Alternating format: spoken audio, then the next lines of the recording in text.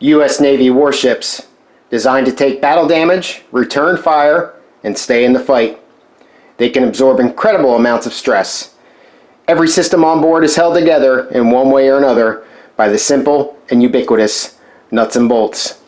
The proper use of threaded fasteners is important in nearly any application, and in some, can make the difference between life and death.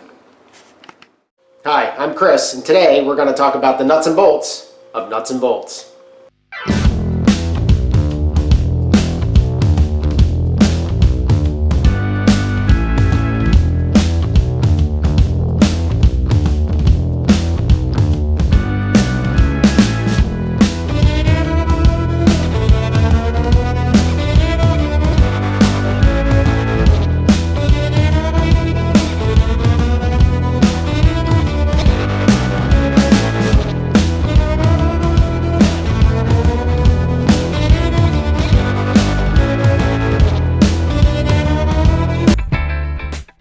Alright, welcome back. In the last video, we talked about the basics of threaded fasteners, including the individual parts and how to classify and therefore identify a bolt.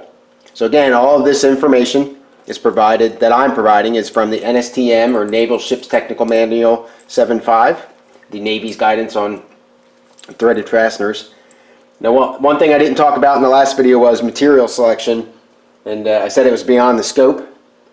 So based on some viewer comments, I'd like to roll that back just a little bit. So most of us, including me, probably don't really know the proper to say that I want to use a high strength steel that's heat treated to whatever and use it in this application, but in this application I don't need to use to that level of quality of bolt. And that's kind of what I was talking about with material selection. More so is material identification, however, that I can talk about that a little bit. You have to understand a little bit about what you have. So in a threaded fastener bolts specifically, they're graded by their strength, which usually translates into a different material and or a heat treatment. The graded bolt is determined by the markings on the head of the bolt. And I'm going to limit my discussion to just carbon steel. There's different grades for metric bolts, regardless of the material. There's different grades for stainless steel, aluminum, brass, all that other stuff. I'm not going to go into any of that. The vast majority of the stuff that you're going to encounter is going to be just regular carbon steel. So bolts with no head markings, something like this, is considered a grade 2. Now you can see on here there is some lettering on there. I would not consider that a quality marking. That I would consider a manufacturer's marking, but I would consider this a grade 2 bolt. So this is the weakest, and it's a cap screw actually, if you remember, because the threads go all the way up to the bearing surface. This would be the lowest quality or weakest bolt, something that you would use, in a low stress situation. Another way we can tell it is the bolts with the 3 heads on them, the 3 slashes. I showed you this last time. 3 slashes, if you can see those radial marks. That's a grade 5 bolt, by far the most common bolt that you're going to find. And then finally is the grade 8 stuff, which has got 6 hash marks. This is the highest regularly available quality bolt you can get. Notice that it's like a gold finish, and that's just a different zinc. You've got silver zinc and you've got gold zinc, and there's not really any difference, but it does help you identify the difference at a glance between the 2 bolts. So again, I'm not going to make any recommendations on what grade of bolt to use, but what I will tell you is if you're going to use a grade 5 fastener, specifically like a nut, you want to make sure that you've got a grade 5 or a grade 2 bolt.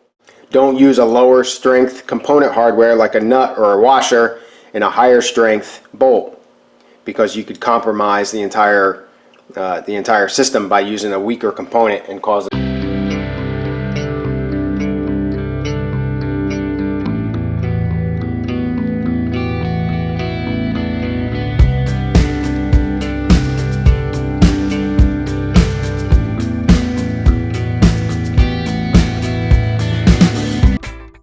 So basically there are 3 modes of failure for a fastening, a threaded fastener. One's material selection. Again, I'm not going to get into the material selection. That's kind of determined by the manufacturer and should stay that way. Corrosion is another one, where the bolts get all rusty and nasty and everything like that. And then finally, improper torquing, and that's where we're going to spend a lot of time.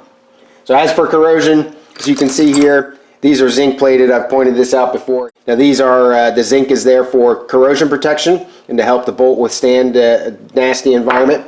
And you can see something like this either didn't have zinc at all, or the zinc was compromised at some point and allowed the rust to occur. Now even though these don't look so hot, that is all just surface rust on these. You can see that. That's the real bright stuff, especially you can tell that that's surface rust. But as the rust would get more and more advanced, instead of the fastener just being stuck, you can get to the point where you'll start to pit it and everything, and then you can actually start to fail the fastener, and obviously we don't want that to happen. I actually experienced something similar to that due to corrosion on my Honda Fit when the CV axle failed due to corrosion. So obviously not a nut or a bolt, but when I goosed the throttle one day, the corrosion had eaten away some of the metal, and when I applied that extra, 97 horsepower from that car onto the CV axle failed. So we'll talk a little bit more about corrosion in the next episode when we talk about fastener inspection and reuse criteria. So now the final cause, and probably the least understood by most of us, is improper preloading or torquing of the fastener. So let's explore that a little bit.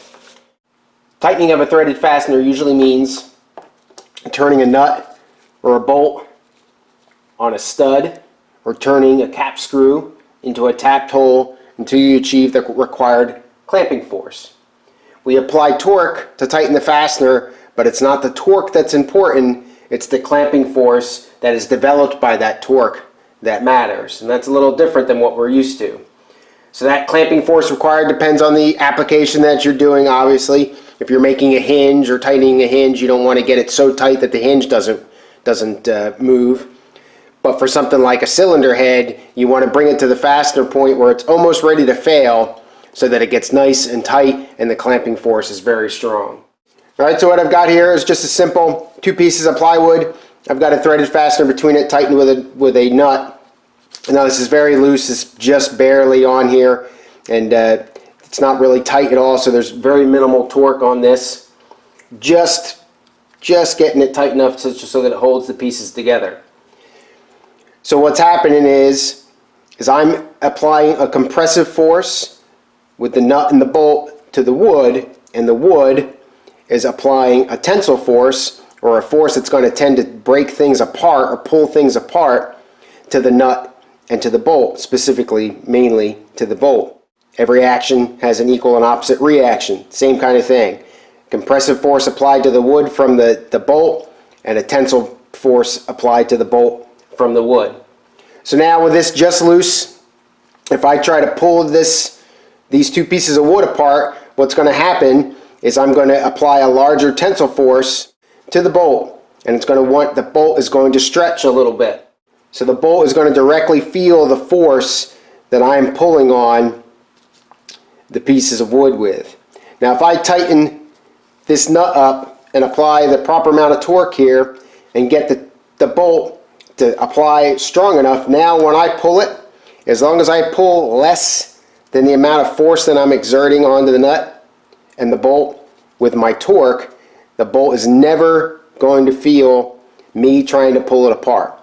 And that's what you want. You want the nut and the bolt, the fastener, tight enough that any external forces applied because you're inside of a cylinder head or because you're moving down the road and things are moving around, you want the nut and the bolt to be so tight and the stress applied to them to be so much that they don't feel anything else.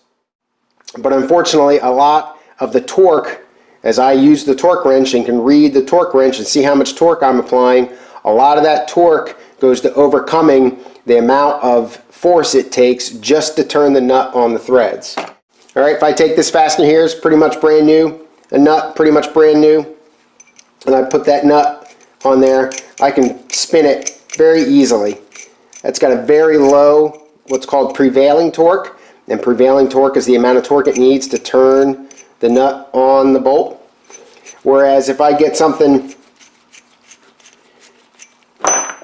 like this, that's a little rusty, or like this, which is a nylock nut, and I start to screw down, well, I can feel it's a little bit harder to turn because of the dirtiness or the rustiness of the bolt, and also I start to engage the nylon. So then it gets really hard. And then eventually I'm going to get to the point where I can't turn it anymore with my hands. That torque is going to be registered by your torque wrench, but that torque is going to turning that nut. It's not going to the clamping force. The final torque value that you can see on your torque wrench must equal the torque specified plus whatever prevailing torque you have. Now in the Navy, we take a big deal and we measured prevailing torque and we recorded it so that we would get the right torque value. I can tell you on my car, I didn't do that, but I did make sure that everything was clean, no rust, and that I could feel and run threaded nuts, up bolts, and things like that, and then it went in nice and smooth, or as smooth as I could get it, so that I would minimize the prevailing torque as much as possible. Alright, so torque when applied to threaded fasteners is usually measured in inch-pounds or foot-pounds. You'll see both of those. That's obviously in the United States. There's other Newton meters and things like that for metric. But you also may see it expressed in pound inches or pound feet. For all intents and purposes, those are interchangeable and synonymous with each other. You can do the math. 1 foot-pound is equal to 12 inch-pounds, so you can convert that if you have a foot-pound torque wrench and your torque is specified in inch-pounds, or vice versa. You can multiply or divide by 12. Alright, so I've got my part set up here, and what I want to do is I want to apply some torque. So I've got a ratchet with a 9/16 inch socket, got my bolt. Now imagine that this ratchet is 12 inches from the center line, right where the center head of the bolt is, all the way out to the end of the handle. Imagine that's 12 inches. And I take a 1 pound weight and I hang it from the end of this, and it exerts 1 pound of tightening force on it, and then it gets tight. That is 1 foot-pound of torque. So however many pounds of force you apply to the end of that 12-inch long operator, that is the torque that you're applying. Now if you get a really long operator, or you increase the amount of force that you're applying, that's going to increase the amount of torque applied to the fastener. That's why they have breaker bars and cheater bars, and sometimes you see people even getting out metal pipes and putting them on the end just to give themselves that much more leverage, and they can apply a lot more force that way. But the way that you apply that torque is important.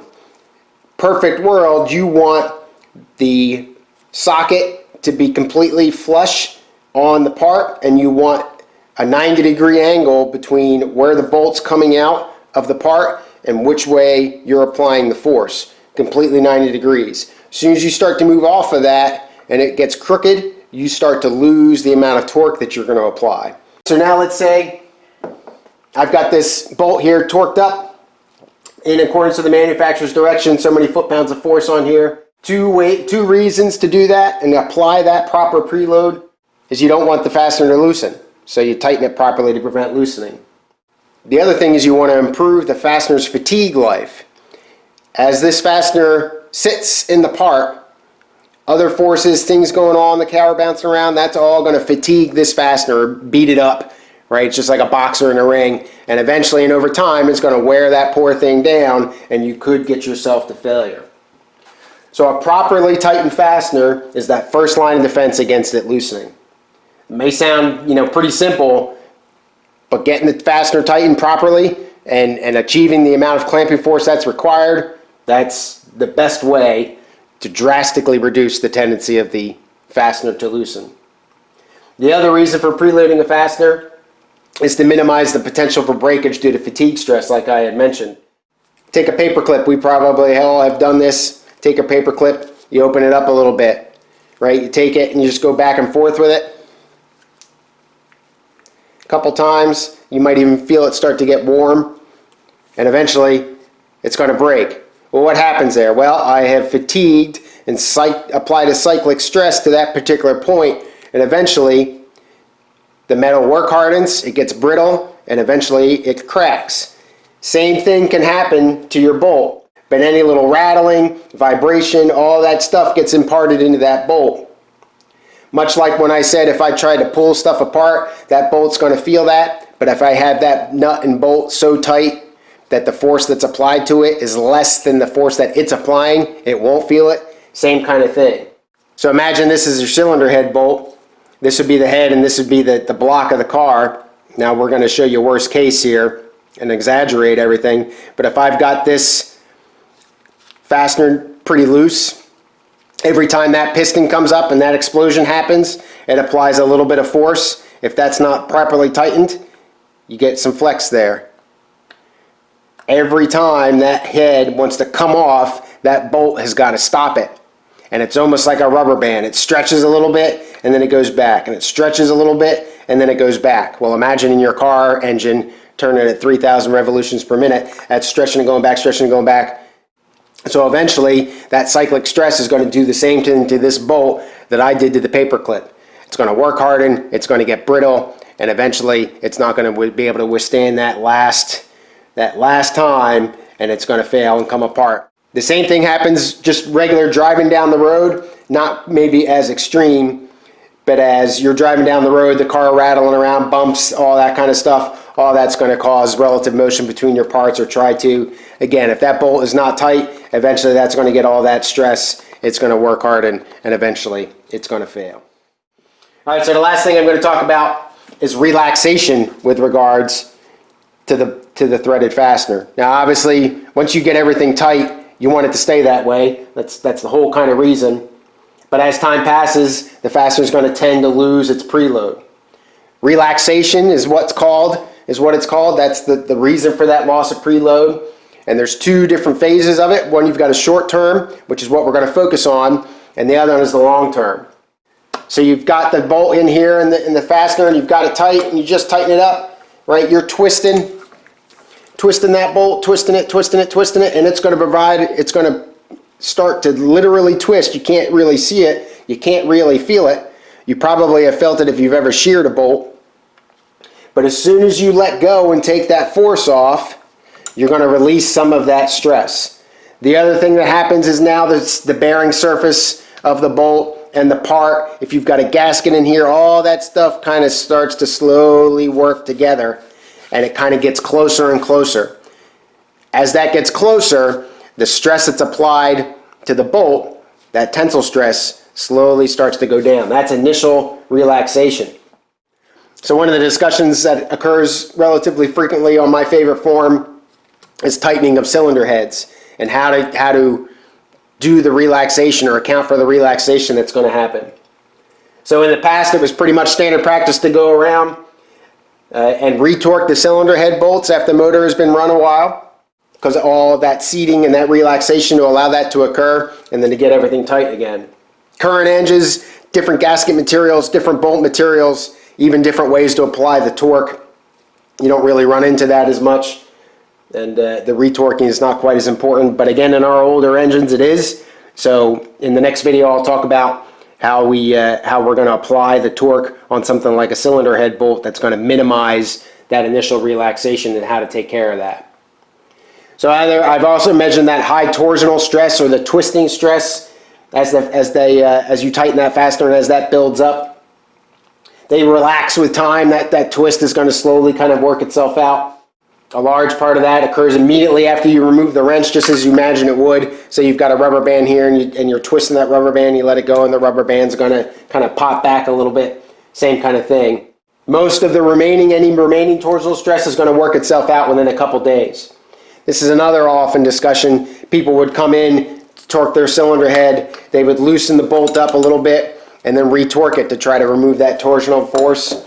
The NSTM says that it's not really required. Testing has shown that torsional force will eventually work itself out. Some of it converts into more clamping force, which is good, and the rest of it, whatever's left, is really not harmful, so they don't recommend you doing anything about it. Now, long-term relaxation, I told you I wouldn't really talk about that too much, and I won't. The methods that we're going to use to tighten these things down, which I'm going to go through in the next video, are going to take care of a lot of the long-term relaxation impacts. So our methodology for getting stuff tight is going to help take care of that. All right, so now that's a lot of information. Probably made you a little nervous. You thought you knew how to tighten a simple bolt, and now you're not so sure. And I'll tell you, I was the same way. But given all the things that impact fastener tightness, right, the NSTM gives you the procedures and how to get things tight properly to minimize all the various impacts. So in the next video, we'll talk about removing a fastener, inspecting them for reuse, and then getting them back on and getting them tight. Thanks for watching.